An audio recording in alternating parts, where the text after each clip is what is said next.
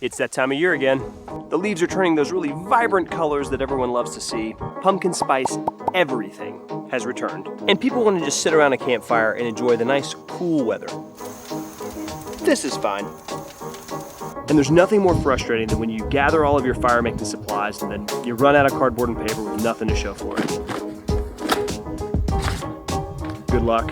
Why won't you light? And here comes the point where we start resorting to things like gasoline, which is a horrible idea.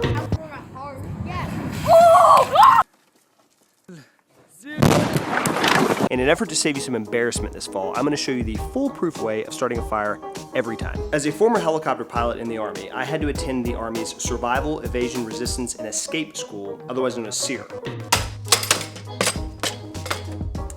Now, among the many survival tactics that I learned in that school, one of the most valuable things I learned was how to build a fire with limited resources in a quick amount of time.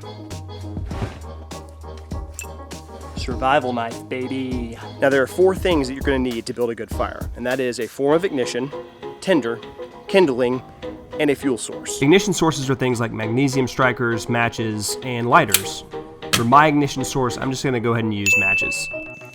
Now, tinder is anything that will light easily and burn quickly. And this can be anything like small pieces of paper, cotton ball swabs will actually do this. And in a survival situation, you can also use wood shavings. Take your knife and make a makeshift handle and run the knife 90 degrees down a hard piece of wood. This will give you some nice wood shavings to burn. Now, for the sake of my example, I'm going to go ahead and use wood shavings and small pieces of paper. Your kindling is going to be like small sticks and twigs and then pieces of cardboard. And the idea here is that you want to make 3 individual piles, small, medium, and large. When people go into the woods looking for kindling, one of their tendencies is to look down at the ground, and that's where you're going to get your twigs and stuff that you're going to feed the fire with. But in a more survival type scenario, that's actually a misconception. You actually want to look up. Deadfall that's up in the trees has a tendency to be less waterlogged and dry, giving you that nice snapping sound that you're looking for.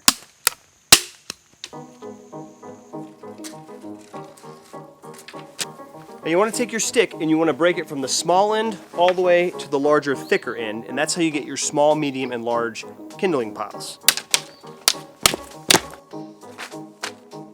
All right, so at this point we've pretty much gathered all the supplies we need. We just got to prepare our fire pit. Okay, so the first thing you want to do is you want to take a piece of split wood or a small log and you want to place it somewhere in your fireplace, and what this is going to do is it's going to be a wind blocker for one, and it's going to give you the angle that you need to put your sticks and everything over the fire that you start. Next, I put a flat piece of bark down, and that's what I'm going to put my kindling on. Lastly, because I'm home, I've got some paper and cardboard to feed the tinder as it starts. Looking pretty good. Now this is it.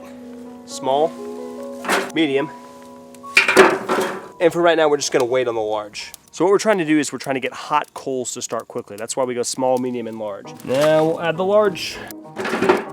All right, so the fire is burning really well. The sticks have caught, and so now we are just going to add our fuel, which is just going to be small logs and firewood. Now from start to finish, and that is getting my tinder, my kindling, and my fuel, I can generally get these things started in about 10 minutes. So it works every time. I'm the homeschool dad, and you've just been schooled.